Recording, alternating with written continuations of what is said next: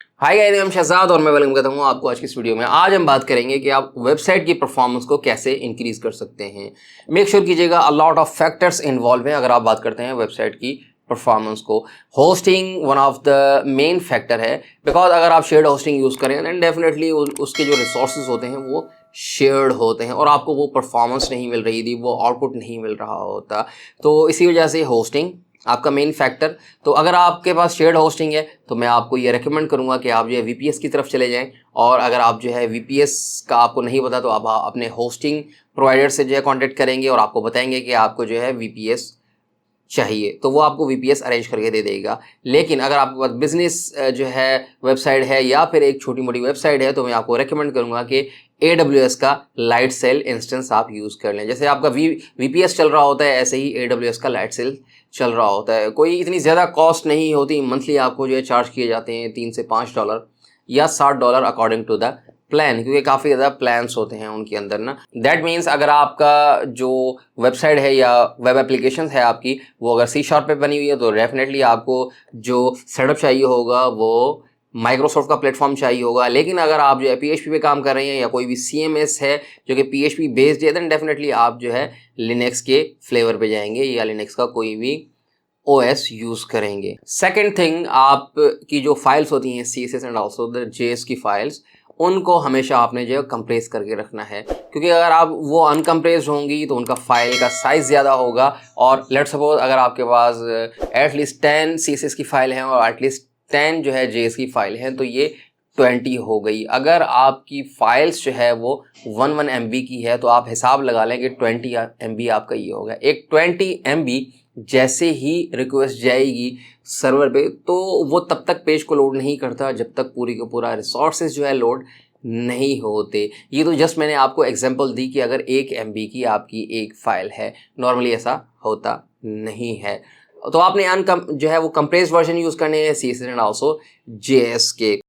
Second thing, आपने जो है वो CDN यूज़ करने हैं अपने फाइल्स के लिए। लेट्स सपोज अगर आपने जो है बूटस्ट्रैप को कॉन्फ़िगर किया हुआ है अपने प्रोजेक्ट्स के अंदर तो आप जो है फिज़िकल फाइल्स भी अटैच कर सकते हैं, लेकिन ये है कि फ़िज़िकल फाइल्स का कोई ना कोई लोड होगा, कोई ना कोई साइज़ होगा। तो बजाय इसके कि आप फिज़िकल फाइल्स अटैच करें तो आप CDN भी अटैच कर सकते हैं। मेक श्योर कीजिएगा ये फाइल्स जो है ना वो जस्ट आपके फ्रेमवर्क से रिलेटेड हैं। लेकिन अगर आपने ओवरऑल CDN यूज़ करना है तो आपको कुछ कॉस्ट पे करनी पड़ेगी। अगर आप वर्डप्रेस यूज़ कर रहे हैं तो आपको फ्रीली जो है कोई ना कोई CDNs मिल जाएंगे और आप उसी को लेके जो है अपने रिसोर्सेज को मैनेज कर सकते हैं। लेकिन मोस्टली जो है CDN for the entire website, मतलब आपके इमेजेस के लिए, आपके वीडियोस के लिए, आपके कंटेंट के लिए, तो सारे का सारा जो भी कंटेंट है वो CDN पे चल रहा होता है। अच्छा, CDN का जो बेनिफिट होता है वो ये होता है कि उनके मल्टीपल सर्वर्स होते हैं।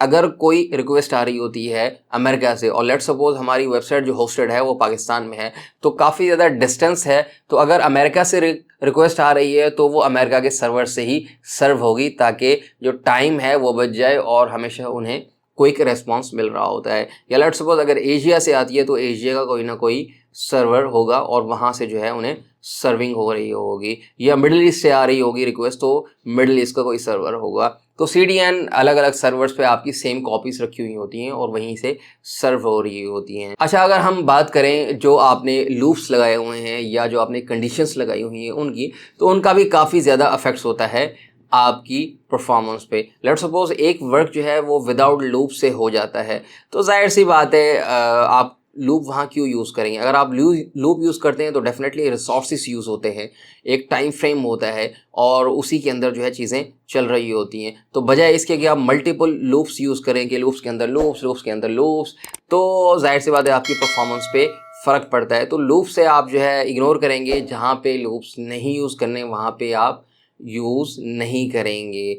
और अगर आप कंडीशंस की बात करें तो बजाय इसके कि इफ एल्स आप यूज़ करें, आप जो है स्विच स्टेटमेंट यूज़ करेंगे ताकि आपको परफॉर्मेंस जो है वो अच्छी मिले। बिकॉज स्विच स्टेटमेंट जो है स्विच करता है बजाय इसके कि one by one each and every conditions को रीड करे। अच्छा, अगर आप एप्लीकेशंस की बात करें तो डेफिनेटली आपकी एप्लीकेशन जो है कनेक्टेड होती है आपके डेटाबेस के साथ। तो जब हम डेटाबेस की बात कर रहे हैं तो जाहिर सी बात है अगर आप जो है स्केलेबल डेटाबेस यूज़ कर रहे हैं जैसा कि मोंगोडीबी है या in simple words document oriented database use कर रहे हैं तो आपका जो सर्विंग का जो टाइम होगा वो काफ़ी ज़्यादा फास्ट होगा और आप क्विकली जो है वो सर्व कर रहे होंगे रिक्वेस्ट को। लेकिन मोस्टली क्या होता है कि जो छोटी छोटी वेबसाइट्स होती हैं उनके लिए हम ऐसा यूज़ नहीं कर रहे होते हैं। मोस्टली हम डॉक्यूमेंट ओरिएंटेड डेटाबेसेस जो यूज़ कर रहे होते हैं वो बहुत ज़्यादा ह्यूज या बहुत बड़े प्लेटफॉर्म के लिए यूज़ कर रहे होते हैं, बहुत बड़ी एप्लीकेशंस या बहुत बड़ी ERP के लिए यूज़ कर रहे होते हैं। मोस्टली हम MySQL का डेटाबेस यूज़ कर रहे होते हैं जो कि 60 TB का आपको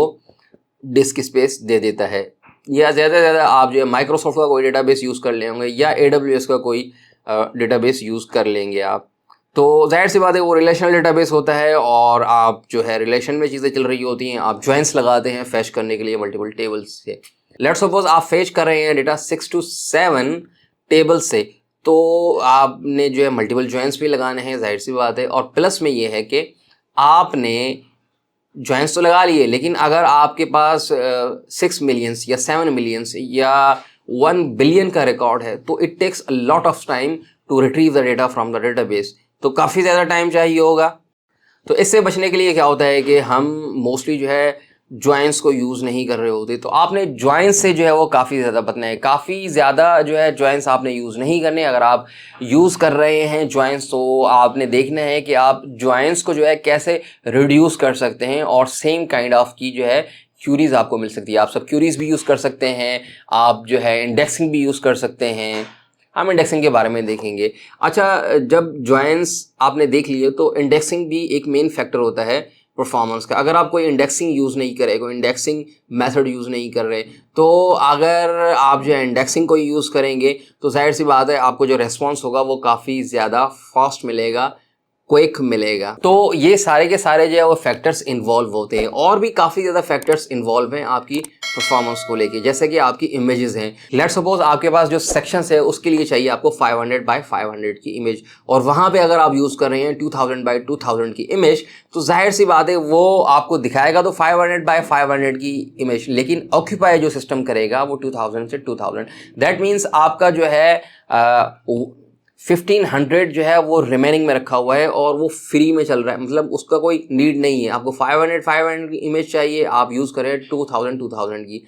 तो ऐसा नहीं करना आपने, जो है ना, आपने देखना है कि आपकी जो एप्लीकेशंस हैं उसके लिए जो सेक्शंस हैं उनके लिए अलग अलग इमेजेस होंगी। अब ये डेवलपर पर डिपेंड करता है कि उन्होंने क्या मैकेनिज्म रखा हुआ है। अगर वो एक ही इमेज को जो है सर्व कर रहे हैं सिर्फ विड्थ एंड हाइट को मैनेज करते हुए, तो ये बैड प्रैक्टिस है। मोस्टली क्या होता है कि जो छोटे मोटे जो प्रोजेक्ट्स होते हैं उनमें यही हो रहा होता है। लेकिन अगर आपको हाई लेवल की स्केलेबिलिटी चाहिए होती है और अच्छी परफॉर्मेंस चाहिए होती है तो आप ऐसा नहीं कर रहे होते, आप मल्टीपल जो इमेजेस जनरेट कर रहे होते हैं फॉर योर मल्टीपल सेक्शंस। अच्छा, जब इमेजेस की बात आती है तो इमेजेस भाई आप जो है वो कंप्रेस का कोई ना कोई मैकेनिज्म भी रखेंगे। लेट सपोज एक इमेज जो है अपलोड की किसी भी क्लाइंट ने, वो थी 2000 बाय 2000 की इमेज और वो 2 MB की इमेज है। अब जाहिर सी बात है 2 MB की इमेज, और अगर आपके एक पेज पे जो है 20 इमेजेस शो हो रही हैं या 10 इमेजेस शो हो रही हैं, तो 2 MB से हिसाब लगा ले, अगर 10 भी हैं तो ये 20 MB हो गया। तो 20 MB एक पेज के लिए बहुत